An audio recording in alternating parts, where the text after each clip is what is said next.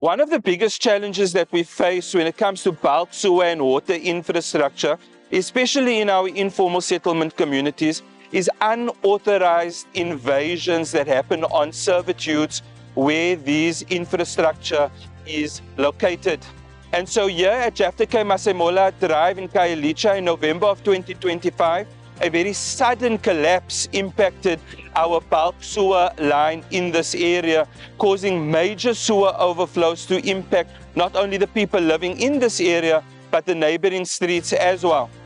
It took us about 2 weeks to get an emergency contractor onto site, and here I am now with the contractors and the city team to come and do final inspections on the integrity of the pipe that has been replaced here about 40 meters.